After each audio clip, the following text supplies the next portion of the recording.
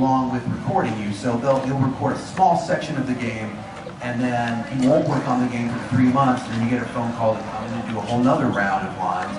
And then that kind of continues for a while as they're developing it and adding things to the game. They bring us in. They don't often bring us in at the end. We're often used sort of in the process of developing. It's for Soul Calibur 5, it was especially interesting because the production wasn't finished yet. They were still, I mean, the majority of the game had been done, but the last couple of scenes or the last couple of cutscenes still hadn't been done. And so we had to not only do facial capture, but we also had to, you know, match the lip flaps for the cutscene, which sometimes you do for video games and sometimes you don't. It really depends. Did you have to do that for Final Fantasy? Well, it's funny, for Final Fantasy, the animation was sort of sketched out, but not completed, so I saw kind of what might look like uncompleted rendered animation for my cutscenes. And it's funny because my character Rabon gives this like Braveheart-esque type speech. It's the kind of speech that when you're an actor, you're like, yeah, I've always wanted to have a speech like this. But then when I was looking at the screen, he sang it in front of like 10 people. And they're like, oh no, it's gonna fill in with more people. So it was just kind of funny to do that. I'm like, okay, he's doing that over and over and over again. You're done, you're toast. I mean, there's no safe way to do that if you want it to sound authentic. I mean, there's ways you can save yourself a certain amount of time, but after 20, 30 minutes, you're just toast. So they tend to save that to the end, but you know, God forbid you've got another session later that day, forget about it. Well, no, it's true, it's exhausting, but a funny story is for Drakengard 3, my character 1, she's crazy. She starts off as this very monotone, very just low-key character, talking very low like this, and you know, very solemn and, well, Zero, it's nice to see you again. And I don't know what happens, but something snaps and she goes all cray-cray. And, but the thing is that the client, and see, here's the thing, the director is the captain of the ship, so to speak, but the client is also incredibly important because the client knows, or producer, whichever, the client is, they know more about the project than the director does before they go into production. The client did not do his homework. And as Jason said, most of the time they save all the screaming for the end. Well, this character had nothing but screaming. And this was a 4-hour session, and not only did I scream my entire, like just through my entire body, but I screamed my guts out. And finally, at the end of the session, nothing was coming out, just nothing was coming out. And we still had maybe about 10 loops left, which is not a lot, but at the same time, it depends on what it is. So the director said, okay, you know what, we had no idea that there was this much screaming. And she finally says, okay, I'm gonna send you home because your voice is completely trashed right now, it's thrashed. And I said, well, I can go on if you need me to.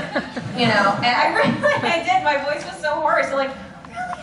Trying to get a song in a TV show or something. Yeah, I can talk about that as well. So. We had a blast at your panel yesterday, so nice. It was fun. Anyway, back to this panel though. Yeah. Green-haired man. Hi, Hazama.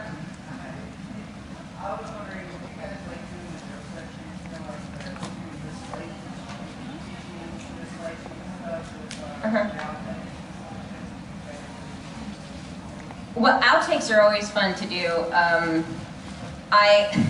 I have fun with it, but at the same time, I try and, it depends because sometimes the production company will be on a time crunch, so you can't unfortunately go crazy with the outtakes, but you know, we may have fun with them. Like I think with me, what I'll do is if I mess up a line, I'll either just blow out a huge raspberry, like or I'll just be like, I think I'll just completely break out into like just I'll keep talking and I'll be like, teach me, Miss Ledge, and like swearing will come out and all that.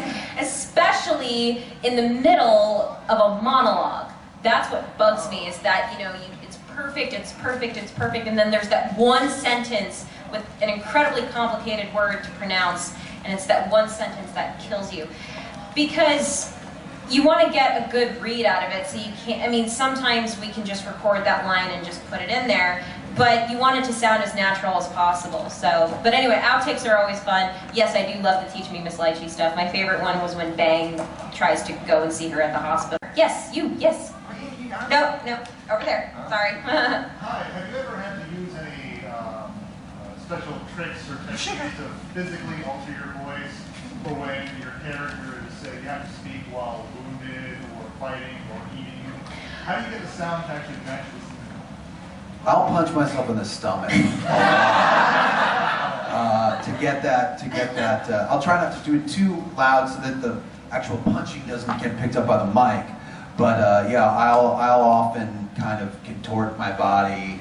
And that really helps for me in the booth too. Like, I'll use my hands a lot, I'll do whatever I need to do to kind of stretch myself or you know, smush myself down to really get that character out of me.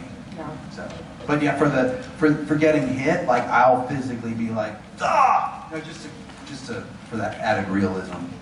Yeah, I'll also do the same, like I won't punch myself, but I'll be like, ugh, you know, like I'll contort my body in some ways. But as for eating or anything, most of the studios in LA, the mics are so incredibly expensive, so they don't want any food getting on the mics. So really, that's all us. Like, if you hear characters like with food in their mouth, that's just us kind of biting our tongue or biting our cheek and sound like we have food in our mouths. You know, that's all us. At least that's what I've had to do.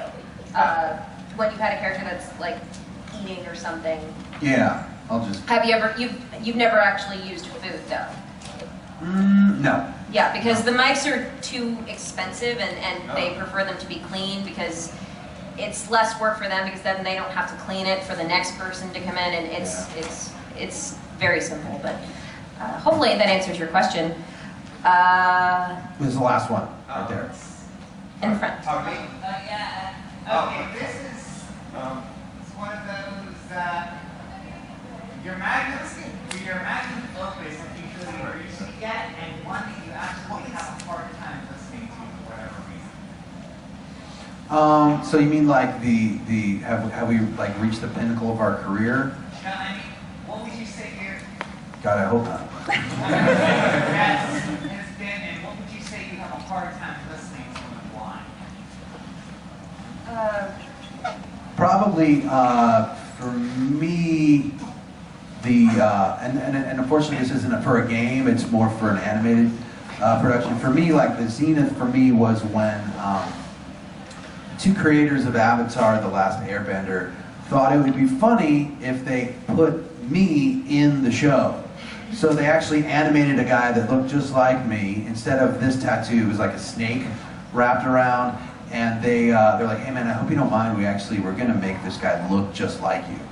And I was like, okay, I hope they make a figure of him. That would be cool. They did, because he was only in one episode. But for me, that was like what my favorite character ever to voice, and that I was like most excited about, was sort of being immortalized in an episode of Avatar: The Last Airbender as myself, sort of more medieval looking. And then as far as ones I have a hard time listening to, I just don't listen to them. So that takes away my hard time right there. What was the question? Oh, okay. Well, yeah, definitely. I tend to not. For me personally, as an actor, you know, there are always going to be roles where we're like, oh, I could have done better, but you know, there's nothing to do about that. So again, if I was not too fond of how I sounded, I just don't listen to it. As far as favorites go, you know, I've been playing Lychee for like 4 or 5 years, so I was really happy with that. Kasumi I was happy with, but as far as my like favorite, you know what?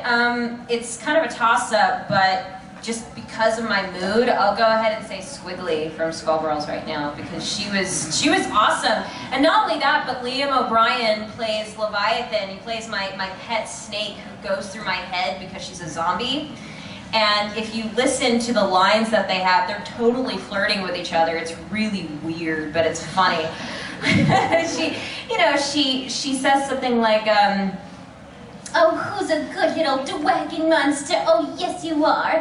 Yes you are. And Leviathan says something like, oh, you flatter me, my lady. Or something like that. So she's definitely one of my favorites. Are we out of time? Yeah. Are we out of time? It's already past 2 hours.